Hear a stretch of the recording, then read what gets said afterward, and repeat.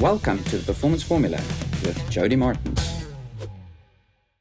Okay, Paul, officially welcome to the Performance Formula podcast. And I give a half a giggle because it's been the typical Jody thing. Yeah, at the start of a podcast, I forgot to hit record. So this is take two.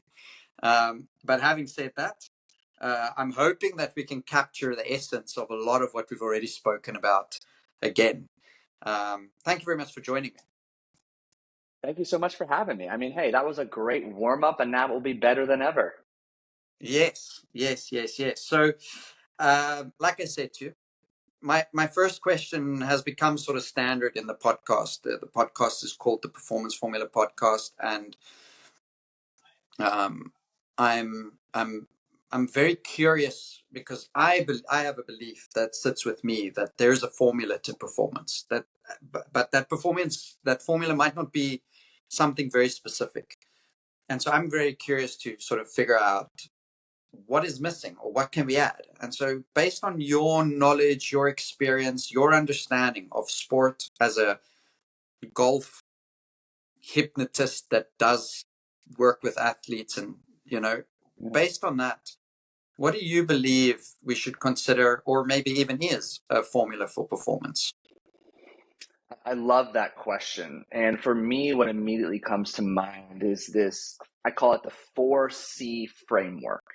So we can substitute framework for formula in this case. And that first C, where so many people struggle, is commitment.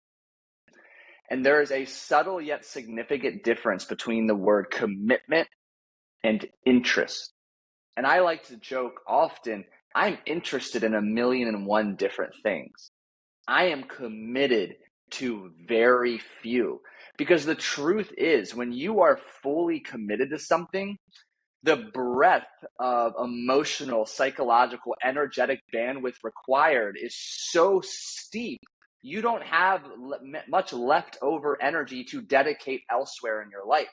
But one of the big differences here is when you think about being interested in something, more often than not, you think about that interest when you feel good, when you're at a place of comfort, when life is easy.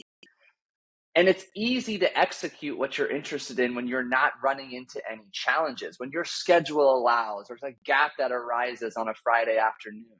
But commitment demands that you do what you know needs to be done, regardless of how you feel in that moment and when you experience both the expected and the unexpected challenges. And commitment is something that I like to say, it's truly a full body, psychological, emotional, and physical endeavor. You are truly all in with such strategic tunnel vision that there's not any room, time, or energy to think about something outside of your commitment.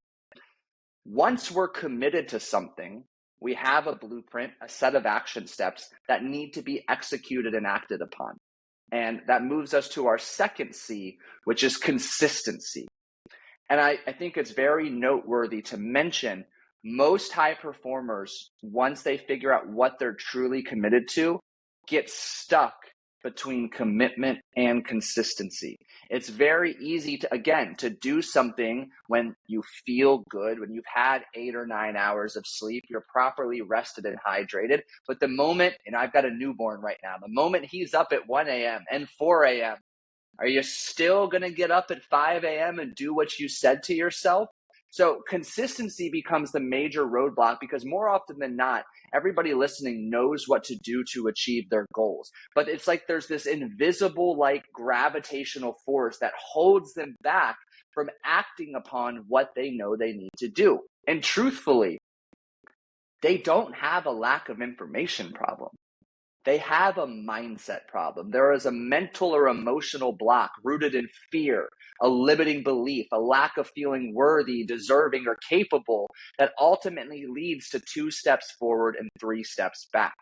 But with the right coaching, accountability, and support, we can overcome these blocks to begin executing on our blueprint consistently. Once we do, we immediately begin to develop the third C, which is competency. We know what we're doing. We trust the process. The blueprint has been validated. We feel really fucking good. And that ultimately leads us to our fourth C, which is confidence. And I like to often say confidence is one of, if not the most powerful drugs or feelings in the world. When we feel limitless, unstoppable, it is such an intoxicating emotional state to be in. So we've got commitment, consistency, competency, and confidence as kind of my 4C formula. Yeah, I love the simplicity of that.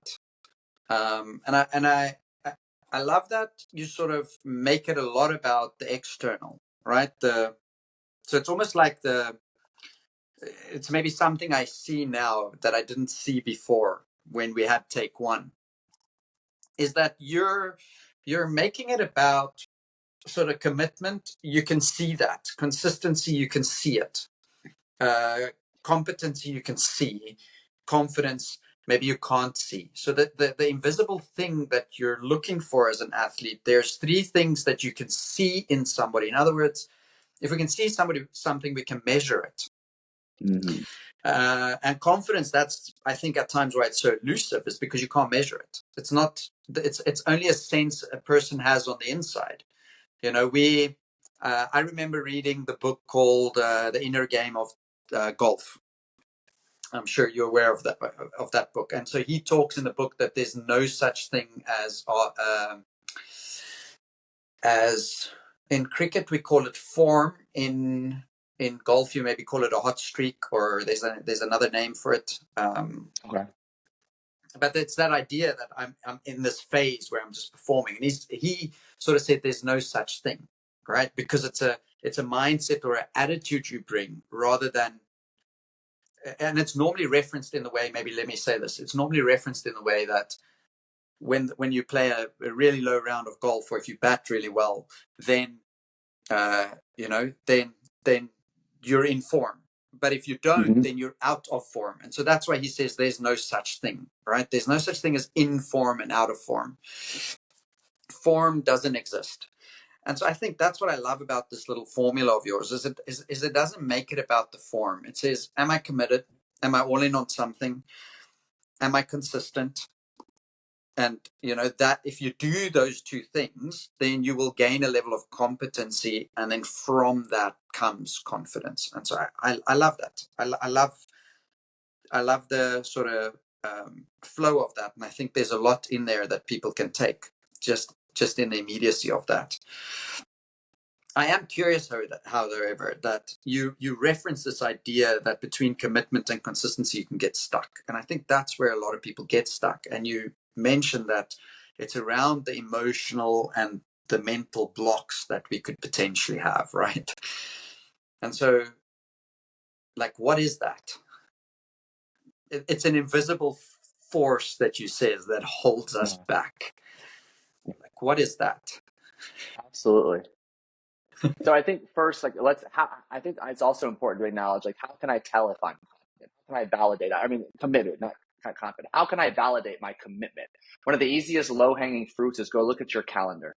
First and foremost, if you don't have blocks of time on your calendar dedicated to whatever you need to be doing that is aligned with bringing you closer to your goal, that's a red flag. That needs to change as soon as possible. But second, if you just have non-related activities blocked on your calendar and not time to practice A, B, and Z, to spend time in the gym for rest, massage, physio, sleep, your calendar is very revealing, and it will humble you quite quickly to reveal whether or not you are truly committed or interested. Now, with that said, I alluded to earlier, there is this invisible gravitational force, because again, you know what to do to achieve your goals. I'm looking, if this video goes out, I've got a whiteboard next to me, and I am on a quest to become a 5 handicap golfer in this year, which is admittedly a very ambitious goal based on where I'm at today. But I've got my blueprint there. I've got my accountability tracking, marking off my numbers of hours in the gym, mobility, swinging, putting, yada, yada, yada. I know what to do. But I have an imagination as I start making progress and I get closer to some of these psychological barriers or thresholds, taking my handicap to this tier, to the next tier. what I often find is it invites in opportunities that reveal some of the outdated programs, the limiting beliefs, or even the fears of failure or success that are seated so deep within our subconscious. And really, these fears, these beliefs, these forms of sabotage are designed by and deployed by our subconscious mind to keep us safe. The problem we run into is as we get clear on our commitment, begin executing consistently, we begin making progress that eventually stretches us outside of our comfort zone. Well, on the other side of our comfort zone is lack of familiarity, novelty, it's foreign. Our subconscious has one primary objective: to keep us safe.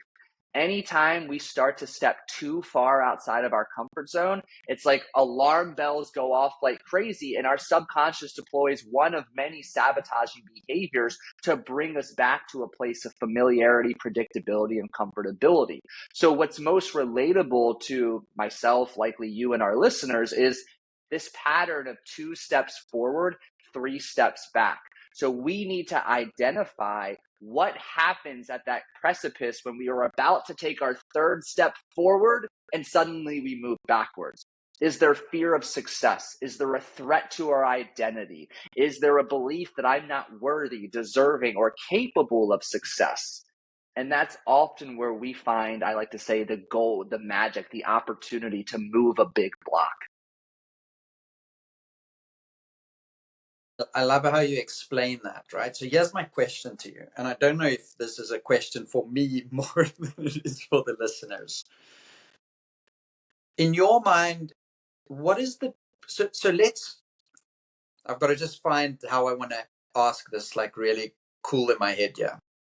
So firstly, I would imagine that you need a level of awareness to do what you're already explaining there. Like you need to be able to identify that, oh shucks, I can be aware that I've got this belief that's stopping me. Yeah.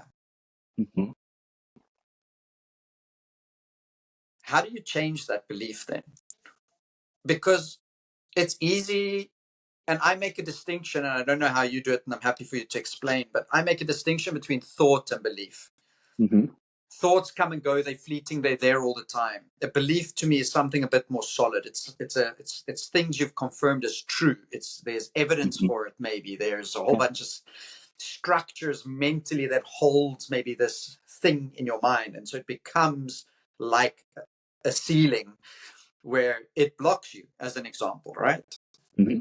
And so it's easy to find a new thought because they come and go. But this idea of removing or moving past, or however people would say it, a mental block or an emotional block, like how do you do that in your mind? So I'm going to build off. I love your distinction, your definitions. I'm very similar. So I say a belief is the result of a thought that you give additional time, energy, and emotion to. And I'm very keen on that word selection, because for me, Like a belief is a filter, a lens through which we see the world, and we make our decisions and take our actions through this very limited bias filter that we've created. It's been validated by truth in the past. I love that you said that. Now, these thoughts that become beliefs, I mentioned it happens when we give this thought continuous time, energy, and emotion. So if we go back to that example, we're stepping out of our comfort zone. We're about to, reach this psychological or society deemed threshold that catapults us into the next echelon of success. Typically around those moments, there is an emotional experience, anxiety, doubt, fear. So yes, I'm a high performance hypnotherapist, yet I often joke, technically what I should call myself is like an emotionality or emotional based coach, because a lot of the coaching I do is emotion based. Emotion at its core is defined as energy in motion. So for me, when I'm digging in deep with a client of mine, and let's just use kind of this like fear of success as a running example, they see this next level success, they're so committed, they're struggling with consistency, they get close, then they regress. That fear might show up as anxiety, That anxiety presents as tightness in the chest or butterflies in the stomach. So that's our opening. That's our gateway. So I use hypnosis, which I'm happy to explain more about, to take that emotional experience and go back in time to find other moments in their life where they felt that same visceral, emotional-based experience. And ultimately, what we find is we're able to uncover the origin of when they learn to feel, believe, and ultimately behave in a certain way. We can uncover when, why, how said belief came to be, that it's not safe to have success as an arbitrary example. And from there, that in and of itself provides an opportunity for a powerful perspective shift, a reframe.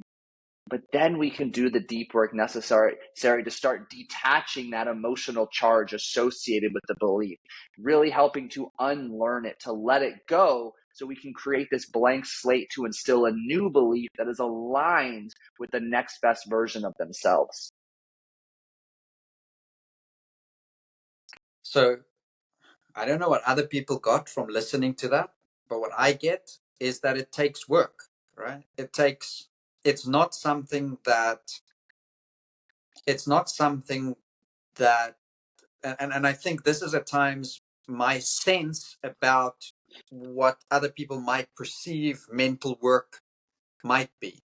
Mm-hmm. It's just, okay, let me grab a new thought and just hold on to that, right? And just hold on to that, and sort of, or maybe a silly example could be, I just want to be more positive, right? Even if they're not even aware of what these exact beliefs might be, they might just say, I realize that I'm not feeling okay. Maybe they don't have all the details of that yet. And they would describe it as being negative. And they say, I don't want to be negative anymore. I want to be positive. Yeah. And what you're sort of explaining there, and I think you explained whatever it, the sort of process to that in simple terms. I'm assuming with my little bit of understanding about this stuff that it's not so simple as the words that just came out of your mouth. It's not just, okay, well, we go back and we, find out how, and then everything is solved. There's more to it. Yeah. Yeah. So let me say this. Yeah. It's simple. It's not easy. Yeah. Yeah. Whenever I hear those words, right, I have this like you just explained the emotions and the tightness in the chest. I have a visceral reaction in my body because I don't know if that's I feel like that's something we do in mental performance, and I don't know if it's helpful, right? I don't know, maybe you disagree with me, but I feel like if we say to somebody it's simple, then it waters it down. It waters the importance of it down. Potentially, again, my meanings, right? And then if we say, but it's not easy, then it turns people off from actually investigating it further. So there's this thing that's not important, that's really difficult, so why even bother? That's what happens for me, versus my understanding is saying, it is easy if you want to go there, but it might not be so simple. It's complex because your mind is a complex thing, and there's things that's attached, and that's maybe for me at times where the discomfort sits, rather, is that the discomfort is in the complexity of things. We want life to be simple. I don't know, that's I'm throwing that at you. I almost think we're saying something very similar, but we have our own unique meanings of simple versus easy that might be flip-flopped. Like, think about it like this. You can literally go to Google and you can find the blueprints for how to build a rocket ship designed by NASA, which is the American Nautical Aerospace something science, blah, blah, blah, getting people to space, the moon, etc. Yes. So technically, the blueprint is there. And if you think about it, okay, I need a head engineer. I need a project manager. I need to find an engineer who can do A, B, and C. And the way that I frame simplicity, or simple just through my lens of experience, is like, okay, like this is going to tell me exactly what to do. You can go to Chat GPT and get the exact blueprint to do almost anything. The difficulty is in actually doing it. Who's going to go interview and hire those engineers? Who's going to go get all of the parts? Who's going to go manage the project, get the permits, get the location, etc.?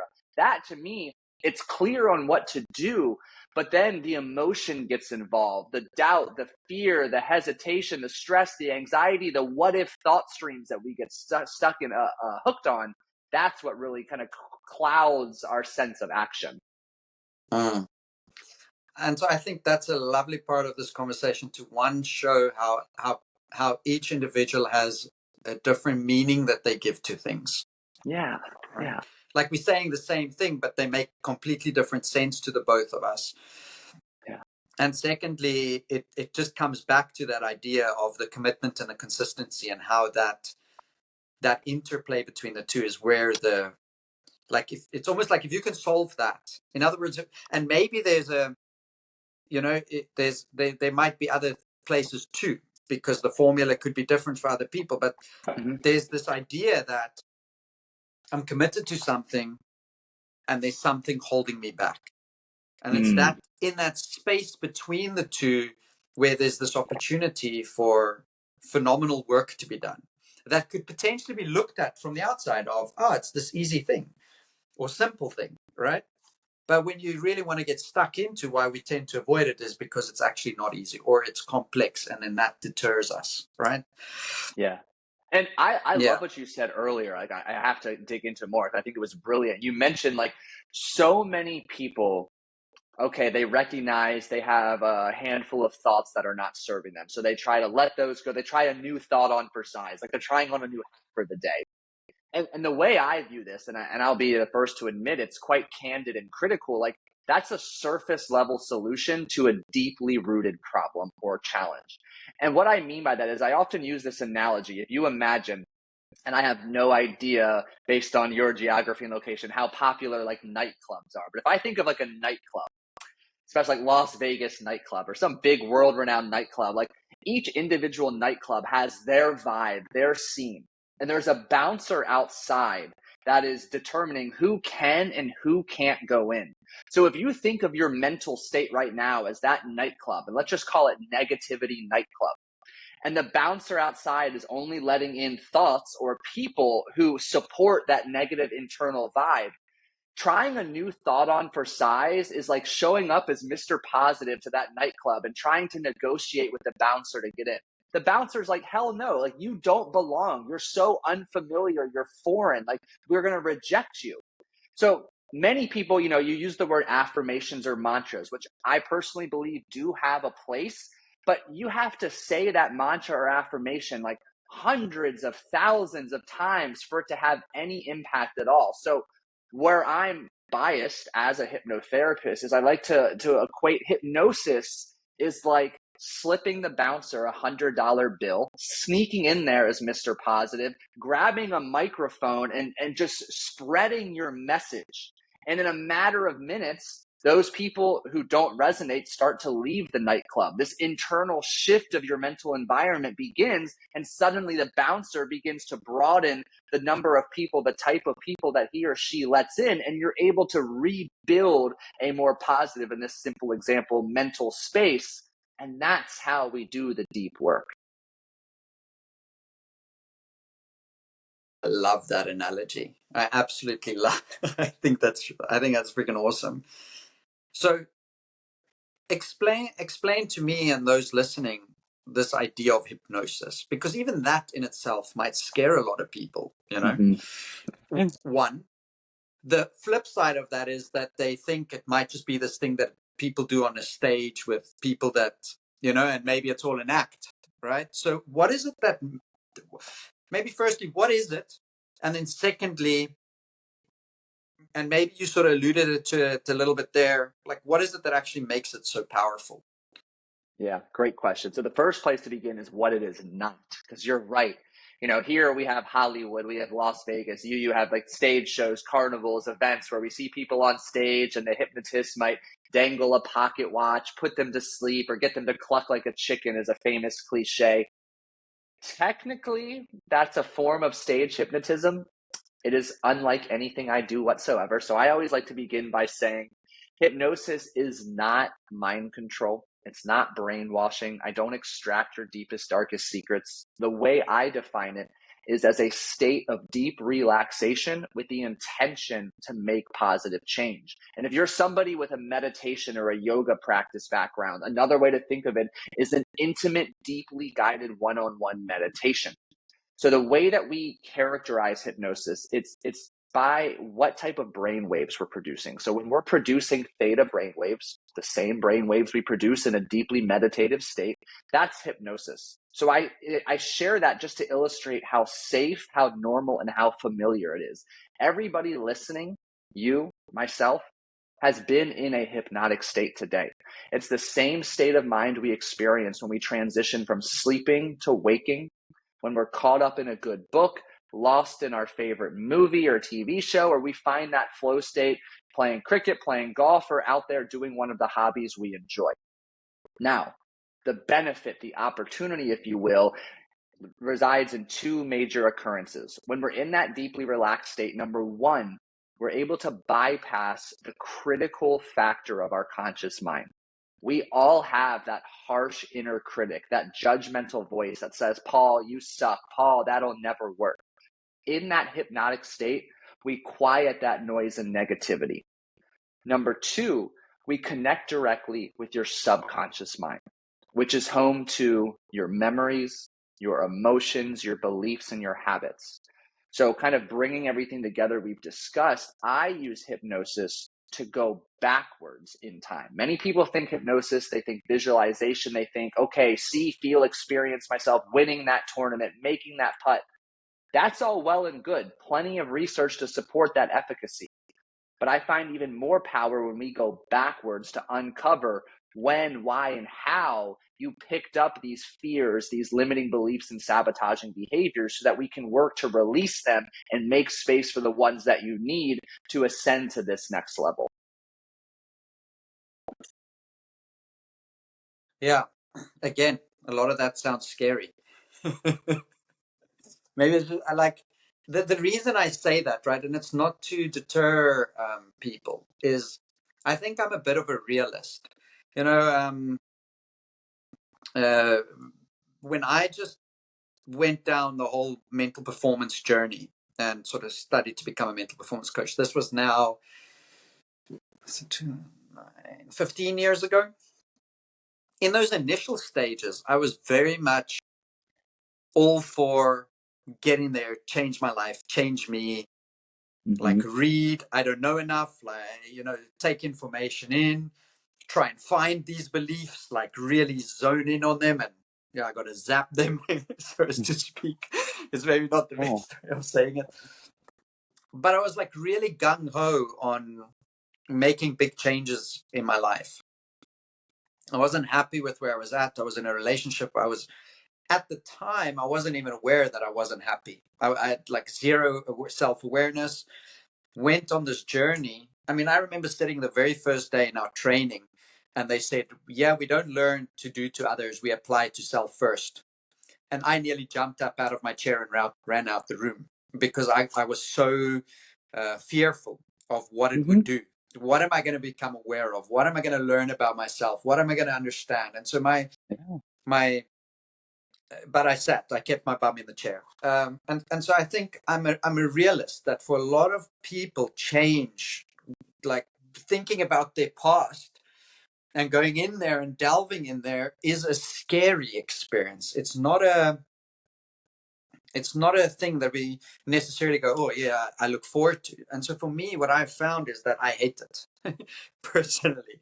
I'm not a it's the same as physical exercise. I don't like it. To go do it is it's an irritation for me. But I found that I'm committed, right? I'm committed to growth. I'm committed to making my body stronger. And so I buy a lot more into the payoff.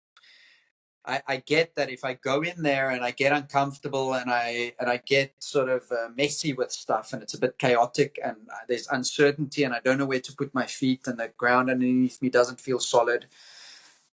I hate that experience, but I completely buy into the payoff, the increase in confidence. And you and I sort of danced around this a little bit earlier. in our first take, but sort of a lot of your formula, it gets me back to this thought. A lot of the sort of those 4 C's that you've brought to this conversation sits in the external world. And this sort of is a way to build the confidence from the inside, in my understanding, and you can maybe comment on that a little bit, that when you resolve these things in the past, like what's the effect of that? Yeah. So one quick note, I love what you shared. I appreciate you providing your viewpoint here too. I often come back to, it's a superpower when you can learn to find comfort in discomfort. Because all of us know there's the old cliche, success occurs just outside of our comfort zone, where discomfort is so prominent. And learning to find comfort, peace, persistence, or emotional resilience to be just patient enough to outlast the discomfort so you can experience the payoff you alluded to, that in and of itself is such a strong skill that when you learn to cultivate it, will accelerate progress to your journey. Now, as we come back to confidence, you're right. We talked about commitment, consistency being the breeding ground to create confidence. And if we want to really simplify it, confidence is making promises to yourself and keeping them no matter how you feel at any given moment. When I think confidence, I think preparation, I think consistency, I think execution. So when we think about it from an emotional level, one of the immediate payoffs, if you will, that my clients, that myself, and I work with my coach experience in the hypnotic and high performance coaching state is that when we diffuse some of those toxic emotions, when we release some of the outdated programs and limiting beliefs, the immediate payoff is a sense of ease, a sense of lightness, a surplus of energy, because those emotions or those beliefs we've held on to for so long are energetically costly. So when we release them, we free up energy that's now available to support our journey of consistently executing what needs to be done. And that kind of funnels right back into what I originally led with, was now we have more energy to take our consistency to the next level, which keeps this positive upward cycle going of more competency and more confidence development.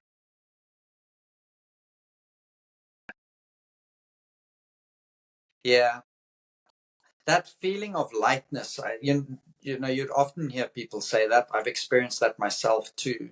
I've never connected it, I think, so directly, and maybe it's because my understanding has grown, but so directly to this idea that when you have a mental block or an emotional block, many might, maybe not many, I always used to think of it as a static thing, that just sort of, oh, I have a block, like a ceiling earlier, and I'm using the ceiling because earlier I referenced that, like the ceiling is something static. But what you're sort of saying now is that ceiling actually has a drain on the energy. It carries an energy. It has a weight to it. It's something that weighs you down. So your shoulder, I carry a weight on me, a lot of people would say. Yeah. And so when you let these things go, it's like, oh, the weight's not there anymore. Oh, now I feel light. Mm-hmm. And so, I'm thinking of sort of sports performance, right? Where athletes say they want to be free, where athletes say they want to be calm, where athletes say they want to be confident, where they say they want to be focused, they want to express. Then being weighed down by things is not helping that. it's Yeah, not. think about it like this. If you have an athlete, let's say an athlete is in a slump, they are so consumed by past experiences that were well below their potential. They underperformed. They made a mistake. Maybe they made a mistake in the spotlight when they needed to show up most. So they're carrying this emotional and mental baggage. And it's as if they're trying to climb to the top of the mountain with this backpack full of, 100-kilo rocks on their back. That's a hell of a lot more challenging than being able to climb up the mountain free of that backpack. So that those big rocks in the backpack might, metaphorically represent fear, doubt, insecurity, lack of trust. You're so consumed by the past, you're letting it weigh you down, that when you're able to let go, free yourself up, that lightness, that ease, that energy is the equivalent of now being able to run up that mountain without any backpack on. Yeah. Yeah. What would you say to, let's say somebody's listening to this and they're contemplating seeking somebody like you out, that does this type of work. Let's call it, maybe for lack of a better word, the deeper work, the darker work. And they have a fear arise because of that.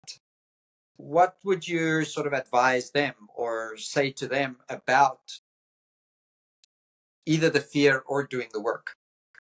Yeah. So I would come through a lens of validation and normalize it. Like, fear exists. In this case, it would be fear of success because they're contemplating investing in themselves to grow, to develop on their personal journey. And the other side of that, who are they when they start doing what they said they would do or need to do? It's a whole identity change, which represents so many threats at the subconscious level. So just validating the normalcy of that fear first and foremost.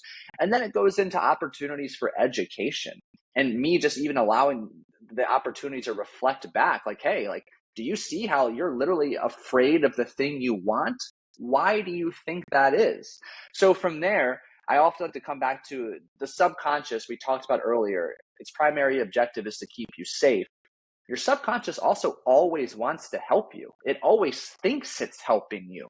So a lot of the work I do, like I talk very consistently about, it's really, if you were my client in this example, Jody, it's me and you working together to befriend the subconscious, to work as a team. And when we can do that, we get to then set the new ceiling and we get to then grow appropriately. But the fear is so normal. And the last thing I'll say on that is when we get into hypnosis too, there's always that level of uncertainty. What memory is going to come up? Where am I going to go? The subconscious is always going to show you what you need to see or take you where you need to go to achieve your goal. Will it be uncomfortable? More often than not, yes, but it always is with the best of intentions to help you get unstuck, to remove that block and get to where you said you're committed to going. Yeah. I love this idea that the subconscious wants to help you. Like when you say it will always want to keep you safe, right? So because of that, it uses fear as a mechanism. Well, this is my understanding. It uses fear and doubt and anxiety and all these things as mechanisms to keep you away from things that it perceives as being unsafe. Mm-hmm. And there are times when, in my understanding, when that is a good thing. It's a phenomenal thing, especially when your life is really at risk. If you take, I don't know if this is relevant to you at all, but if you take these huge fires that went through LA, I mean, worldwide, we all know about it, right? Yeah. If we didn't have this mechanism, then most of those people might have stayed in their home. Like, let's just say, where now there's an alarm that goes off that says, oh, there's big flames there's problems here, you better get out of here. Mm-hmm. So in that way, that mechanism that's built into us is something that is super beneficial and super helpful. If you're walking in a forest and you come across a bear or a wolf or a lion over here in South Africa, then you want that mechanism there, because there's a real life, unless you really don't want to live anymore, well, then that's another story. But that's that mechanism's purpose, is to keep this organism alive. Yeah. And so I think where that mechanism gets confused is when it comes to sport in particular, is that to face a cricket ball or to hitting a golf ball, even less so, because it's not coming at your head, right? The golf ball is just lying still on the floor. It's not even moving. And so so there's no threat of life It can ending. still be scary, Jody. No, and so I think so maybe help me understand. So I hear these things about the past, right? And that there's these that there's these things there that can hold us back. Mm-hmm. And yeah, it could be not feeling so nice to go there, and so we might avoid that and say, nah, I don't want to go there. But maybe help me understand a little bit, like specifically with golf, like where the ball just lies still on the floor. like that thing from the past, what is it that makes it so powerful that it affects this benign thing, and it could completely make us freeze, or what's this other thing that happens to the yips, you know, like a golfer can't putt anymore because they've got the yips now. Like, why is that stuff so powerful? Is it just the meanings we've given it? Is it the emotion? Like, what is it that causes it to be like that? It's both of those. I mean, you're absolutely right that these are primal fears dating back to prehistoric times, where if we saw a saber-toothed tiger, like if we did not run for our lives, we were likely eaten. We build on that. I like to say that we are all hardwired with three core fears, just rooted in our DNA. There is fear of judgment, abandonment, and rejection. I call it the fear jar because, again, during those prehistoric times, if you were judged or rejected or abandoned by your tribe, your community, you either starved to death or, again, were eaten by said saber-toothed tiger. So these biological fears remain as prominent as ever in our DNA today because they help keep us safe when there is a real existential threat taking place. The problem is, yes, they're here. Yes, they're real. We just don't face danger like that very often in today's society. We're a hell of a lot safer and comfortable than ever before. But those fears, no matter how primal and irrational, are more prominent than ever before. So if we go to the golf example, we think the first hole of a tournament and you're teeing off. That's likely where the biggest crowd is. Those you care about, those you don't know, those that you want to respect you or know you. All eyeballs and attention is on you. So you don't want to be judged. You don't want to be rejected. You don't want to be abandoned by these group of peers or your competitors. So you put this self-proclaimed pressure on yourself, this expectation that you have to have the perfect drive to start this tournament. And that breeds tension. That breeds tightness, a cacophony of different emotions, each of which is the antithesis of the fluid, loose, relaxed golf swing that you've spent thousands of hours and dollars on cultivating. So you get tense, you get tight, you shank the tee shot, you feel even worse, and then you get stuck in that cycle. So here our opportunity lies in finding presence, calm, a relaxed state of mind filled with trust, belief, and confidence in all of our preparation. And when we can continue to set ourselves up to be so immensely present, we can lock into or switch or flip the switch into that flow state to execute unconsciously with the utmost ease and hit a beautiful shot. Yeah. How do you get your athletes, or how do people, like, maybe it's not you specifically working with your athletes, so, you know, people are listening to the podcast, but how do they go from the couch to the performance? It's easy to, it's a similar sort of experience, I think, in the mental space, that it's easy in a one-on-one conversation with a client to get them to be confident, remove the sort of baggage, and the feel lighter in a conversation. And I'd imagine if I come and lie on your couch and you get me to relax completely and we remove a couple of obstacles that appear, that I'll feel phenomenal. But I love your example of then standing on the first tee and there's all these people and there's all these expectations and there's all these things that come in. How do you go from, then, say, the couch to the performance and be able to lock that in? Like, I'm looking for, apply what you learned on the couch in the moment, in the heat of battle.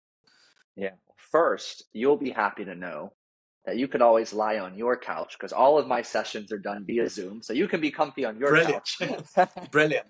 And it's good for other people to know too. It is, because it creates this metaphorical sense of safety to let down their guard, if you will. But to your point, the type of work we do, the release, the unlearning, the letting go of some of those emotions, detaching or diffusing the emotion to said memory or prior experience, that has a lasting effect. So the way we see this applied and integrated in real time is when we start doing the deep work away from the golf course. Like, this is what I preface so much. A lot of the work that needs to be done for any athlete isn't the work done on the court or on the field or on the pitch. It's away. It's the journaling, the reflection, the coaching, the mindfulness, whatever it may be.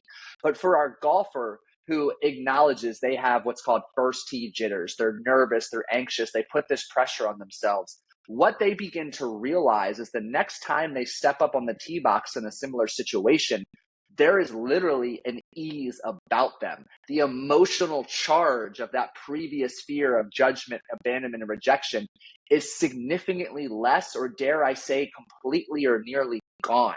So just in and of itself, we have robbed those past moments of the emotional weight they used to carry.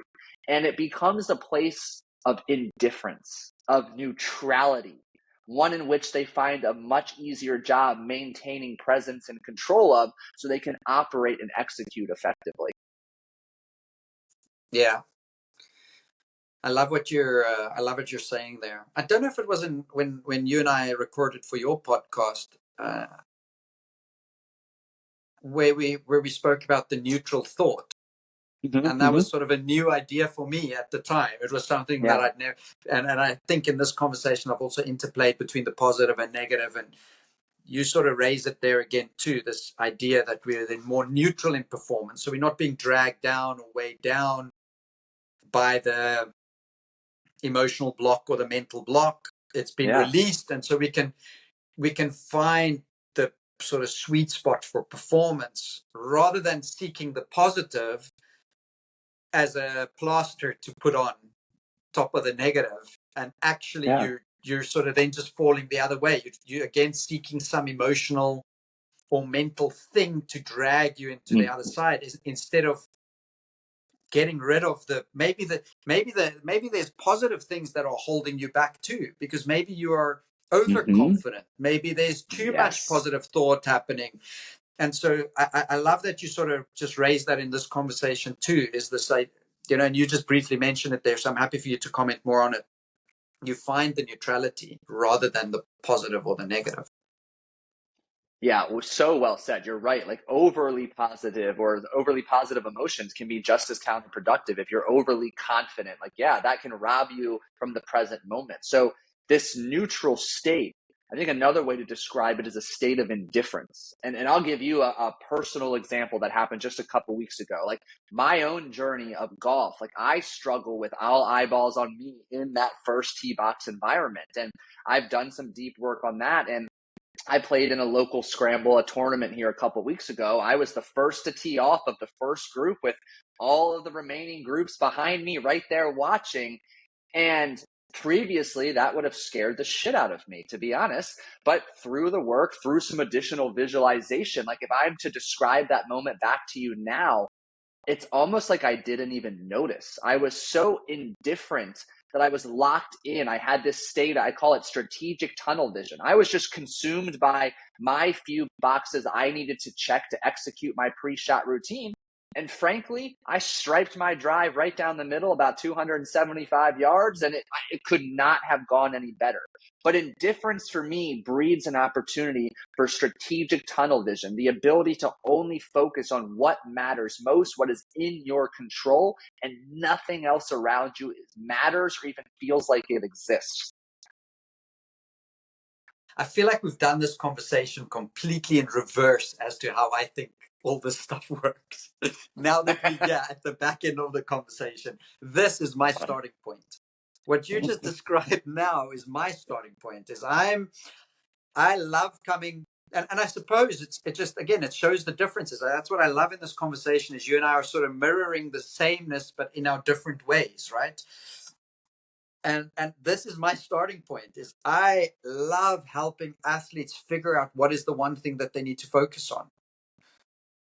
That is my starting point. And then once we know that, right, now we try and understand what stops you from doing that.